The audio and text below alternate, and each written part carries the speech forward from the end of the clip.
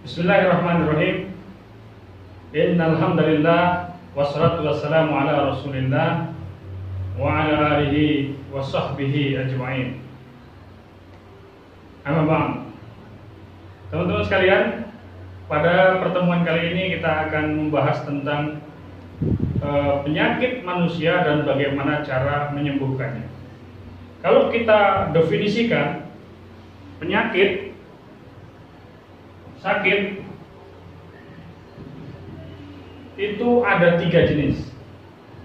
Yang pertama sakit fisik, yang kedua sakit pikiran,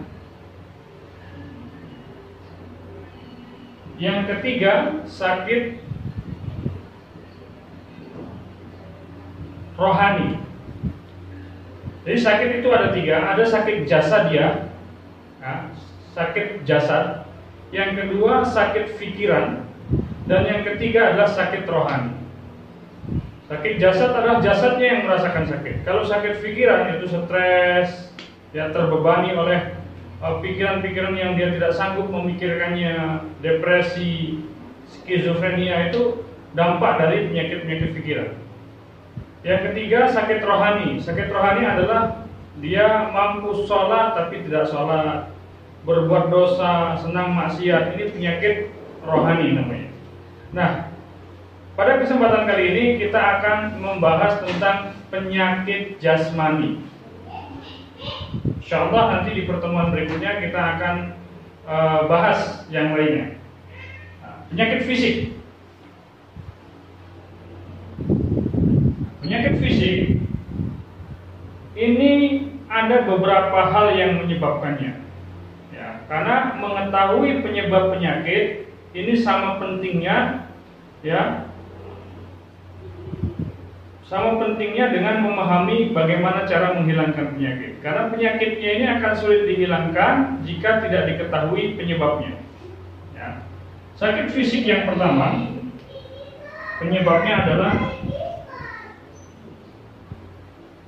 makanan, minuman, obat-obatan, atau udara yang kotor.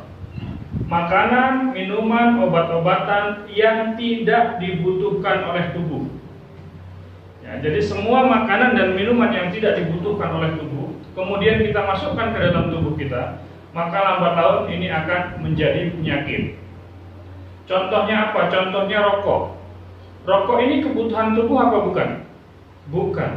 Tubuh kita ini nggak butuh rokok. Tapi ketika sesuatu yang tidak dibutuhkan oleh tubuh kita itu kita masukkan terus-menerus ke dalam tubuh kita, maka lama-lama ini akan menjadi penyakit. Contoh kedua, kita harus membedakan antara keinginan dan kebutuhan. Ya. Ketika seseorang sudah kenyang, berarti pada saat itu orang itu nggak butuh lagi dengan makan. Kalau dia masih makan lagi, berarti yang makan lagi ini bukan kebutuhan, tapi keinginan. Nah, makan yang jenisnya adalah keinginan inilah yang kemudian nanti bisa jadi penyakit.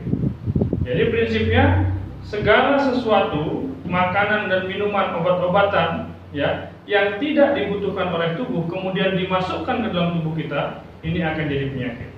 Ya, makanya kalau kita lihat hari ini binatang seolah-olah lebih survive, lebih mampu bertahan dari penyakit daripada manusia.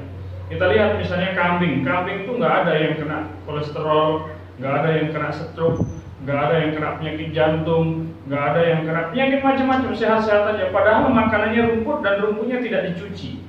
Kenapa? Karena memang tubuh dia didesain oleh Allah untuk memakan rumput, dan dia nggak akan mau memakan makanan yang lain. Kalau kita kasih sate kepada kambing nggak akan mau. Kita kasih buah-buahan, dia nggak akan mau. Kenapa? Karena makanan dia adalah rumput. Nah, manusia ini aneh, sesuatu yang bukan makanannya dia makan. Ya, ular dimakan, kadal dimakan, yang haram yang dilarang oleh Allah dimakan. Nah, segala sesuatu yang dilarang oleh agama pasti ada keburukan di dalam. Dan segala sesuatu yang tidak dibutuhkan oleh tubuh kita, jangan paksa dia untuk masuk ke dalam tubuh kita, karena itu akan jadi penyakit. Nah, ini penyebab yang pertama. Nah, kalau penyakitnya itu disebabkan karena sebab yang pertama, nanti penyembuhannya adalah bagaimana agar kelebihan-kelebihan yang ada dalam tubuh itu dikeluarkan. Bagaimana caranya? Bisa dengan gurah, bisa dengan bekam, bisa dibantu dengan fasdu. Ya. Kemudian yang kedua, penyakit fisik yang kedua atau penyakit jasad yang kedua, penyebabnya adalah kerusakan tulang, ya, terutama tulang belakang. Tulang belakang kita ini adalah tempat saraf, ya, dan dia terhubung dengan seluruh organ yang ada di dalam. Banyak penyakit-penyakit organ seperti jantung, paru-paru dan sebagainya itu bermasalah disebabkan karena ada saraf kejepit, ada tulang yang kejepit. Nah, ada benjolan, kanker segala macam itu seringkali terjadi disebabkan karena adanya pergeseran tulang. Ya, dari tulang panggul sampai ke tulang leher paling atas, ya. Serviks, kemudian torak, ya, sampai ke bawah sini, lumbar, sampai ke tulang ekor, itu terdiri dari ruas-ruas. Yang ruas-ruas ini rawan untuk bergeser. Jadi problem tulang ini bisa bergeser, ya, berarti dislokasi, tidak berada pada posisi awal. Yang kedua, kendor, ya, mengendur sehingga fungsinya melemah, atau dia kekencangan sehingga terjadi kejepit. Nah, ini problem. Kalau problemnya adalah problem tulang, maka yang harus diperbaiki adalah tulangnya. Maka disinilah nanti kita belajar tentang bagaimana seni pengobatan pembetulan tulang belakang. Ya, banyak sekali sekarang pelatihan-pelatihan dan training-trainingnya.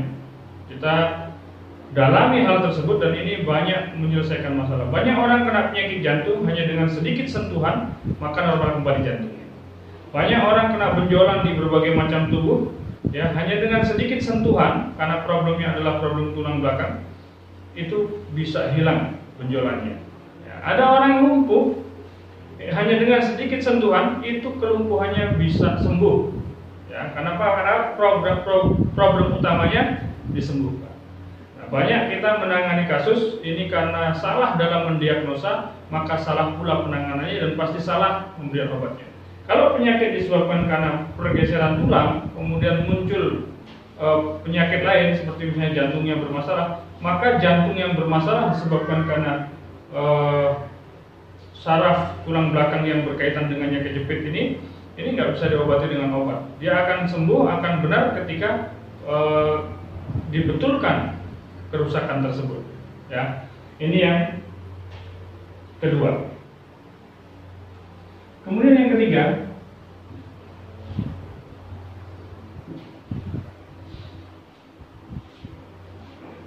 ketiga, yang menyebabkan tubuh kita sakit adalah ketidakmampuan tubuh mengeluarkan racun yang ada di dalam. Ya, misalnya terjadi gatal di seluruh tubuh, itu ada toksin yang mau keluar dan tubuh nggak mampu mengurainya. Ya, gula di dalam tubuh nggak mampu terurai sehingga berkumpul jadi diabetes. Kemudian ketidakmampuan tubuh melakukan pembuangan.